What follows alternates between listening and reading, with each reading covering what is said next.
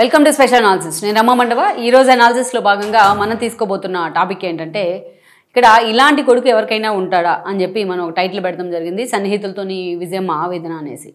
నిన్న పాలిటిక్స్ అన్నిటినీ పక్కన పెట్టి మనం నిన్నటి వీడియో ఒకటి వైరల్ అవుతున్న వీడియో చూసినట్లయితే, నిజంగా హ్యూమన్ బీయింగ్గా ఎవరైనా సరే మనిషి జన్మెత్తిన వాళ్ళకి ఎవరికైనా సరే అదొక ప్యాథటిక్ సిచ్యువేషన్గా కనిపిస్తుంది. ఎన్ని గొడవలు అన్నా ఉన్నాయి, ఎన్ని ఇష్యూస్ అయినా ఉన్నాయి, తల్లే. అలాంటి తల్లిని అందరి ముందు అవమానించే విధంగా, అది కూడా జగన్మోహన్ రెడ్డి ఏం ఆషామాషి వ్యక్తి ఏం కాదు. ఆయనకు రాష్ట్రానికి సీఎంగా చేశారు, ప్రజెంట్ ప్రతిపక్ష నేతగా ఉన్నారు 11 సీట్లతోని, ఒక ముఖ్యమంత్రి కొడుకు కూడా ఆయన.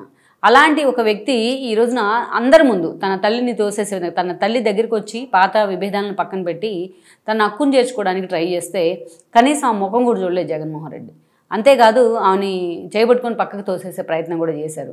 ఆమె అతి సాధారణ కార్యకర్తల కంటే ఘోరంగా నిన్న తన తల్లితోని ఆయన ట్రీట్ చేయడం జరిగింది. కనీసం విభేదాలన్నీ పక్కన పెట్టి 1 నిమిషం 2 నిమిషాల్లో తన తల్లితోని కూడా ఆయన మాట్లాడే ప్రయత్నం చేయలేదు. సో తల్లి మీద ఎవరికైనా సరే వివిధ కారణాలతో ఆయన కోపం ఉండొచ్చు, వివిధ కారణాల వల్ల ఆమెతో విభేదించి ఉండొచ్చు. కానీ పబ్లిక్ ప్లేస్లో కనిపించినప్పుడైనా సరే తన తల్లితో తన సంబంధం మంచిగా ఉంది అని కనీసం తన క్యాడర్కైనా ఆయన మెసేజ్ ఇచ్చే ప్రయత్నం చేయలేదు. ఆ విజువల్స్ చూసిన వాళ్ళకి ఎవరికైనా సరే నిజంగా ఒక ఎమోషన్ క్యారీ చేసే వాళ్ళు ఎవరికైనా సరే చాలా ప్యాథటిక్గా అనిపిస్తుంది. ఆ సిచ్యువేషన్ చూస్తే నిజంగా విజయమ్మ లాంటి కష్టం ఎవరికి రాకూడదేమో అనిపిస్తూ ఉంటుంది.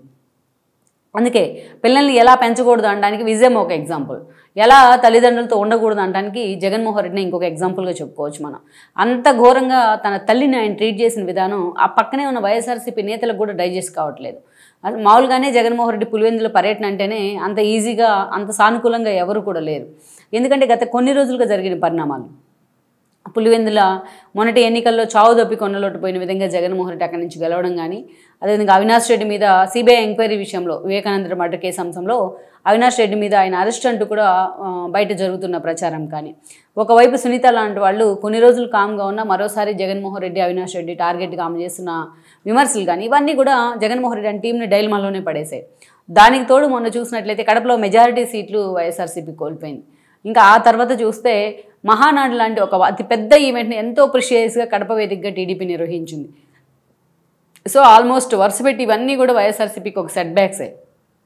జగన్మోహన్ రెడ్డి పులివెందుల నుంచి గెలిచినా ఆయన పులివెందుల పర్యటనకు వెళ్తే స్థానికంగా ఉన్న నేతలు ఆయన మీద ఎదురు తిరిగే పరిస్థితి ఉంది. తమ కాంట్రాక్టులు అన్నీ కూడా పెండింగ్లో పడ్డాయి, తమ బిల్లులన్నీ కూడా రావట్లేదని అందరూ కూడా ఆవేదన చెందుతూ జగన్మోహన్ రెడ్డిని చుట్టుముట్టే ప్రయత్నం చేశారు. అందుకే ఆయన పులివెందుల్లో ఉండకుండా 3 రోజుల పర్యటనలు కూడా పట్టుమని 3 రోజులు కూడా పులివెందుల్లో ఉండలేకపోతూ ఉన్నారు. వెంటనే పక్కనే ఉన్న యలహంక వెళ్తూ ఉన్నారు బెంగళూరుకి. సో అలా అన్నీ జగన్మోహన్ రెడ్డి కొంత సెట్ బ్యాక్ అవుతానే ఉంది పులివెందుల ఏ టాపిక్ వచ్చినా. అండ్ దెన్ మొన్న మనం చూసినట్లయితే పులివెందుల జెడ్పీటీసీ ఉప ఎన్నిక, అది చిన్న జెడ్పీటీసీ ఉప ఎన్నికే, ఒంటిమిట్ట కావచ్చు పులివెందులు కావచ్చు.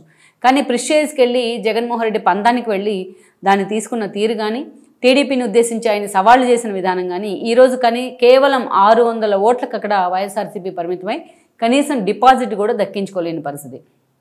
ఇలా వరుసపెట్టి ఇష్యూస్ అన్నీ జగన్మోహన్ రెడ్డికి అక్కడ నిజంగానే ఒక థ్రెట్గా మారాయి. ఎందుకంటే అసలు భవిష్యత్తులో పులివెందుల్లో జగన్మోహన్ రెడ్డి ఎంతవరకు సస్టైన్ కాగలడు అన్న ఒక అనుమానాన్ని కూడా తెర మీదకి తీసుకొచ్చాయి. ఈ ఎన్నికల సమయంలో ఓడిన తర్వాత అయినా జగన్మోహన్ రెడ్డి తమను పరామర్శిస్తారని అందరూ అనుకున్నారు స్థానికంగా నేతలు. ఇక ఏదైతే ఎమ్మెల్సీ మీద కూడా రమేష్ లాంటి వాళ్ళ మీద దాడి జరిగింది, అయినా సరే జగన్మోహన్ రెడ్డి పరామర్శ ఇవ్వలేదు. ఇక ఇలాంటి సమయంలోనే వైఎస్ రాజశేఖర రెడ్డి వర్ధంతి రావడం, దానికి జగన్మోహన్ రెడ్డి పులివెందులు వెళ్ళడం జరిగింది. So that's fine. ఎవరైనా సరే తండ్రి మీద అంత కన్సర్న్ ఉంటుంది.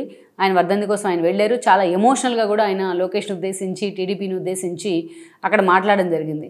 ఎక్కడో ఒక ట్విస్ట్ ఏంటంటే, అంతకన్నా గొప్పగా రేవంత్ రెడ్డి సర్కారు వైఎస్ వర్ధంతి వేడుకలు నిర్వహించి ఆయన పేరు మీద అవార్డులు కూడా అందించింది కొంతమంది ప్రతిభావంతులకి. ఇది ఇంకా మెచ్చుకోవాల్సిన అంశమే.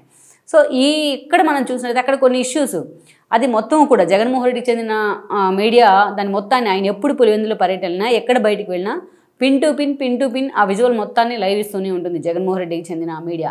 ఆ మీడియా ద్వారా చాలామంది ఆయనకు అనుకూలంగా ఉండే మీడియా సంస్థలు కూడా చాలామంది లైవ్ తీసుకుంటూ ఉంటారు. నిన్న ఏదైతే ఆ విజువల్, ఓకే విజయం కూడా వెళ్ళారు తన భర్త వర్ధంతికి ఆయనకి నివాళులు అర్పించేందుకు. అక్కడ మనం చూసినట్లయితే విజయమ్మకి జగన్మోహన్ రెడ్డికి మధ్య మాటలు లేవు. సో ఎప్పటి నుంచే లేవు. షర్మిల ఈయనతో విభేదించిన దగ్గర నుంచి విజయమ్మ కూడా వెళ్ళి షర్మిలతో జత కలిసింది. ఆఖరికి ఆమెకు గౌరవాధ్యక్షుల పదవిని కూడా ఆన్ రికార్డ్ స్టేజీ మీదే అనౌన్స్ చేసి పక్కన పెట్టిన పరిస్థితి ఉంది. అంత సీరియస్గా విజయమ్మను అవమానించారు. ఇక భారతితో కలిసి జగన్మోహన్ రెడ్డి ఆమె మీద కేసులు వేసిన విధానం కానీ, తల్లినే జైలుకు పంపిస్తావా అంటూ షర్మిల ఆయన నిలదీసిన విధానం కానీ మనకు తెలుసు. సో ఈ విషయంలో అంతా భారతీదే తప్పు అంటూ కూడా విజయమ్మ మళ్ళీ రిటర్న్ ట్రిబ్యునల్లో కేసు వేశారు. మొత్తానికి ఆస్తుల పంపకాల విషయంలో వీటన్నిటి విషయంలో ఆ నెగోషియేషన్ అయితే ఉంది. కానీ ఎటూ తేల్చుకోలేని పరిస్థితుల్లో భారతీయ రూపంలో ఒక సఫికేషన్ వస్తుంది కాబట్టి విజయమ్మ షర్మిల దగ్గరే ఉండిపోతూ ఉన్నారు. షర్మిలతోనే ఆమె అసోసియేట్ అవుతూ ఉన్నారు. ఏదైనా అకేషనల్గా మాత్రమే జగన్మోహన్ రెడ్డిని కలుస్తూ ఉన్నారు. ఇక ఈ ట్రిబ్యునల్ కేసు తెర మీదకి వచ్చిన దగ్గర నుంచి వాళ్ళ మధ్య సత్సంబంధాలు అయితే లేవు. ఎక్కడ వాళ్ళిద్దరూ బహిరంగంగా కలుసుకున్న సందర్భం అయితే లేదు. మొన్న ఎన్నికల సమయంలో ఇక్కడ ఉంటే తనకి జగన్మోహన్ రెడ్డి రూపంలో ఎలాంటి ఇబ్బందులు ఎదురవుతాయని భయపడి ఆవిడ ఆల్మోస్ట్ తన మనవడి దగ్గరే ఉండిపోయింది. రాజారెడ్డి దగ్గరే అమెరికాలో ఉండిపోయారు ఆవిడ. తర్వాత వచ్చినప్పటికీ జగన్మోహన్ రెడ్డి కలవాలని ఆమె ఎన్ని ప్రయత్నాలు చేసినా జగన్మోహన్ రెడ్డి అందుకు సస్మేరా అంటూ వచ్చారు. ఆఖరికి ఇవాళ వైఎస్ వర్ధంతి రూపంలో ఒక అవకాశం వచ్చింది ఆవిడకి. తన కొడుకు పక్కనే కనిపిస్తూ ఉన్నాడు.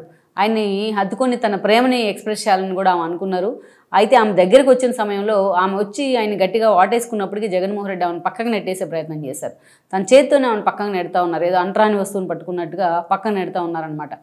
నెడతమే కాదు, ఆమెను ఎక్కడా పలకరించిన పాపాను పోలేదు, ఆమెను ఒక నవ్వు నవ్విన పాపాను పోలేదు. ఆ వెంటనే with in the fraction of సెకండ్స్లోనే మనం ఆ విజువల్స్ చూస్తే ఎవరో వచ్చి మాట్లాడుతూ ఉంటే విజయం కన్నీళ్ళు పెట్టుకుంటూ ఉన్నారు. ఆ ఫేస్ చూసిన వాళ్ళు ఎవరైనా సరే, ఎవరైనా ఒక ప్యాథటిక్ సిచ్యువేషన్ అది, ఒక తల్లికి రాకూడని పరిస్థితి. గతంలో వైఎస్ రాజశేఖర రెడ్డి భారీగా ఆమెకు అంత ఎక్స్పోజర్ ఉండేది.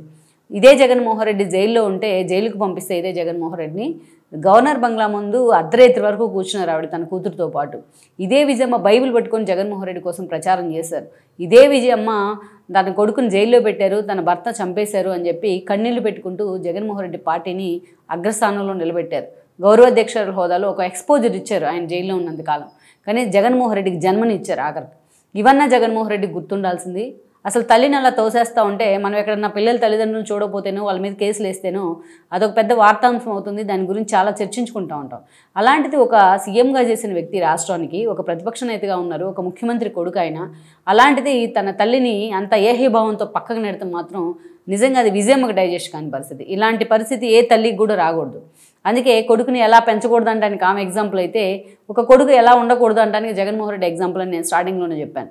అది కూడా పబ్లిక్ లైఫ్. ఇది పాలిటిక్స్లో ఉన్నారు కాబట్టి వాళ్ళు చేసే ప్రతి అంశము, వాళ్ళ ఇంట్లోంచి బయటికి అడుగుపెట్టిన ప్రతి విషయం కూడా పబ్లిక్ లైఫ్లోకి వస్తుంది, మీడియాలో కూడా హైలైట్ అవుతుంది.